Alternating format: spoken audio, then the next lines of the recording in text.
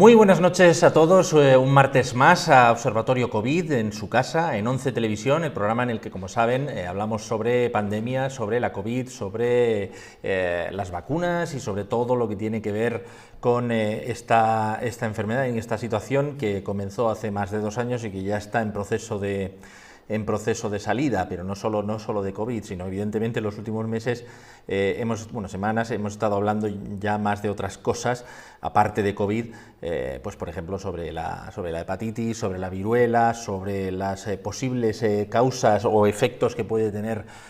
los confinamientos en esta salida de pandemia. La incidencia en España sigue bajando, estamos en 586 casos por 100.000 a 14 días en mayores de 60 años, que como saben es la única franja de edad en la que estamos midiendo en este momento los casos y la incidencia. Evidentemente, cuando hablamos de número de casos, pues no tenemos tampoco el dato completo, pero sí tenemos a través de las vigilancias centinelas una sensación de cómo está yendo la pandemia en muchos sentidos y su relación con otros virus respiratorios.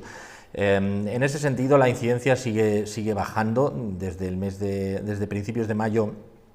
Desde la primera semana de mayo no se ha producido más que un descenso en la incidencia.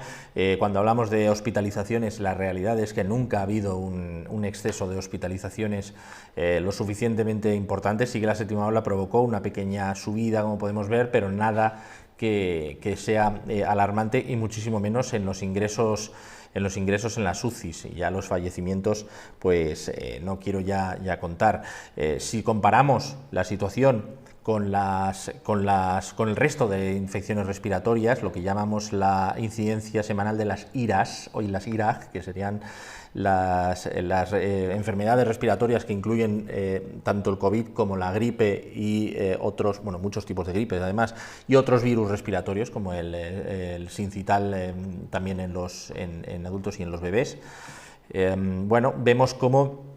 la incidencia se ha desplomado en las últimas semanas, ¿no? Y en un momento dado en el que estábamos viendo que el SARS-CoV-2 tenía más o menos la misma incidencia que la gripe, pues ahora mismo la gripe prácticamente ha desaparecido, y la COVID pues sigue teniendo una incidencia basal que no está llevando a la gente a los hospitales. De hecho, sí podemos ver como en las últimas semanas hemos tenido todos, durante la séptima ola, muchos conocidos que han dado positivo por COVID. La gran mayoría de ellos lo que han tenido es unos síntomas de día y medio, como mucho 2 días, de fiebre y malestar, pero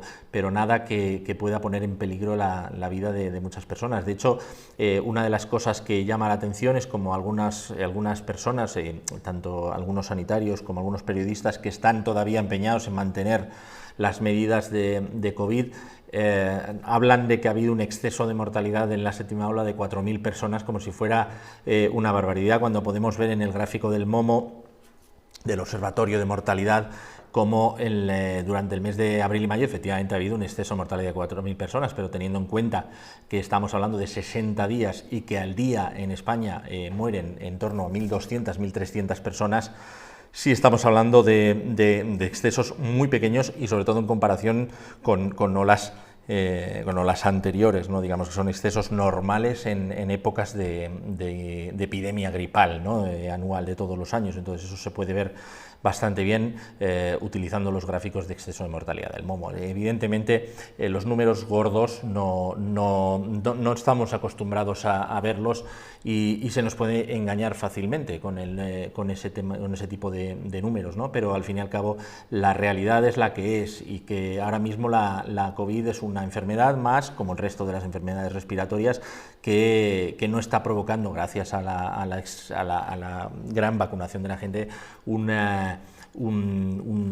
exceso lo suficientemente grande en la mortalidad como para tomar medidas que puedan ser peores de lo que realmente se podría esperar, ¿no? Entonces, ¿qué pasa? Que la gente sigue enfermando precisamente porque no hemos alcanzado una inmunidad de grupo, no en España, sino en el resto del mundo, ¿no? Al final todo el planeta tiene sus incidencias de COVID y al final sigue entrando el virus, y además que en el caso del virus Omicron, o sea, la variante Omicron, digamos que tiende a actuar antes, consigue infectar la garganta y los pulmones, pero sobre todo la parte superior del tracto respiratorio, antes de que las vacunas o de que los anticuerpos de nuestro cuerpo puedan actuar contra ellas y pueda eliminar la infección, que al final termina haciéndolo, razón por la cual no tenemos una enfermedad grave, pero desde luego los primeros síntomas, esos 2 primeros días, los terminamos pasando por la naturaleza de esa variante, y porque las vacunas que nos hemos puesto todos no están adaptadas a las nuevas variantes, lo cual quiere decir que sí que se puede producir esa infección, sí que se puede producir esos 2 días de síntoma, pero la grandísima mayoría de la gente no tiene una enfermedad grave que les lleve al hospital, a la UCI o incluso a fallecer, ¿no? Pero bueno, en cualquier caso, sí que nos seguimos interesando sobre cómo evoluciona la enfermedad del virus y la COVID en todo nuestro territorio, sobre todo aquí en Cantabria Oriental, y esa es la razón por la que fuimos al Hospital de Laredo, estuvimos en el Hospital de Laredo y pudimos hablar con Juan Sanz, que es médico especialista en salud pública y medicina preventiva del Hospital de Laredo, que ha estado aquí con nosotros en alguna ocasión y nos ha contado un poco cómo está la situación de COVID en el Hospital de Laredo. Esto es lo que nos dijo. Pues la verdad es que tenemos,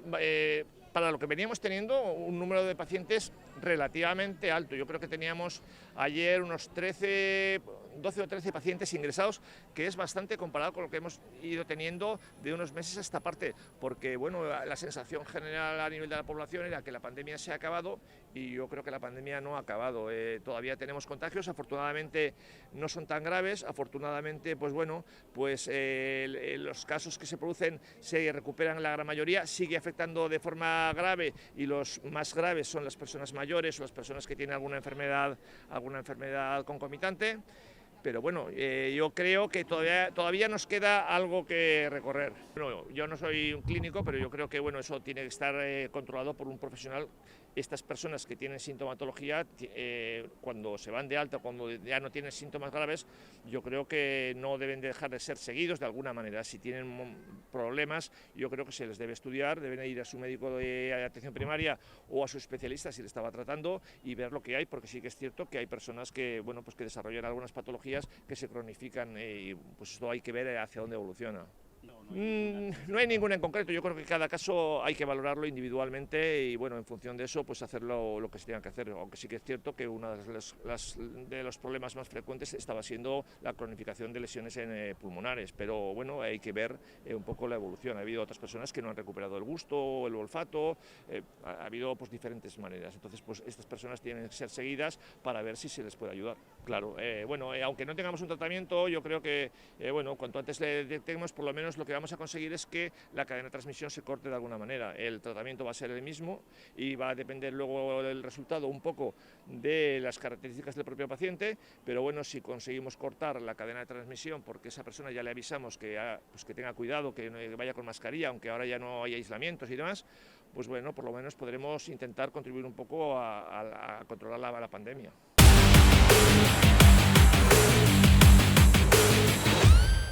Pues así está la situación en el Hospital de Laredo, y la verdad es que poco más se puede contar sobre la situación de COVID en España. Incluso se puede decir de otros países en los que estaba la cosa bastante difícil, por ejemplo en China o en Corea del Norte, donde ya están remitiendo. En China ya están retirando varias de las la mayoría de las restricciones que tenían puestas de cara a los brotes que surgieron hace un mes en Shanghái y en Pekín, que eran posteriores a los que se habían producido en Hong Kong, por aquella estrategia que China ha venido llevando en los últimos meses, que se llama, o llamada Cero COVID, ¿no? La estrategia Cero COVID, que es la estrategia que permite, digamos, cerrar una ciudad completa o restringir barrios completos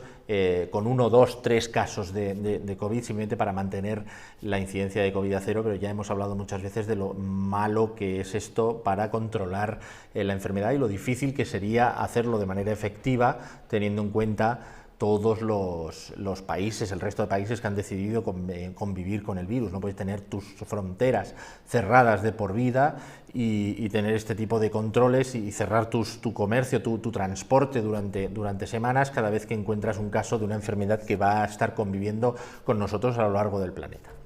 Pero bueno, en cualquier caso, lo que sí podemos decir es que tanto en esas zonas asiáticas como en Europa y específicamente en España y en Cantabria, la COVID ahora mismo es algo que no está preocupando demasiado a los españoles. De hecho, en las encuestas, por encima de la COVID, tenemos la preocupación de los españoles con el cambio climático, por ejemplo, evidentemente con la crisis económica, con la guerra de Ucrania. Pues todas estas cosas están siendo ahora mismo más preocupantes para todo el mundo de lo que puede ser la COVID, incluido para los responsables sanitarios, ¿no? Habrá gente que siga pensando que tenemos que seguir poniendo restricciones, volver a las mascarillas y ese tipo de cosas, pero desde luego no se justifica en función de la cantidad de personas que están digamos, teniendo verdaderos problemas por culpa de esta enfermedad, ¿no? De gente que vaya al hospital y de gente que esté falleciendo. De hecho, incluso esas personas que dicen, oye, yo me he contagiado, eso quiere decir que no se ha terminado, pues mira, tú te has contagiado y como estabas vacunado, pues la realidad es que tú mismo lo estás diciendo, no tienes síntomas graves, no has pasado un día malo o 2 días malos y ahora pues estás bien. Eso lo que quiere decir es que efectivamente a todo el mundo le está pasando esto. Esta es una enfermedad que hay que pasar y que no puedes parar la actividad económica ni parar la actividad sanitaria de un país para paliar una enfermedad que no está produciendo verdaderos estragos en la población, desde luego no más estragos que otras cosas por las que también podríamos estar parando el país, ¿no? Hablamos del tráfico, los coches, la salud mental, la falta de detección precoz de determinados cánceres que provocarán en un futuro más fallecidos por culpa de estos cánceres que no se están, o de estas enfermedades que no se están detectando, etcétera, etcétera, etcétera. Entonces, bueno, ya en los próximos meses vamos a ir viendo cómo va evolucionando esto, pero la realidad es que ahora mismo, y además llegando el verano, va a ser difícil que algo vuelva o por lo menos esta enfermedad vuelva a mostrar estragos lo suficientemente importantes. A mí me ha hecho gracia una noticia que estaba viendo hace un rato sobre que habían hecho unas pruebas con perros que eran capaces de oler el COVID y tenían la misma eficacia a la hora de detectar la COVID que una prueba PCR. Mostraban el mismo porcentaje de acierto, o sea,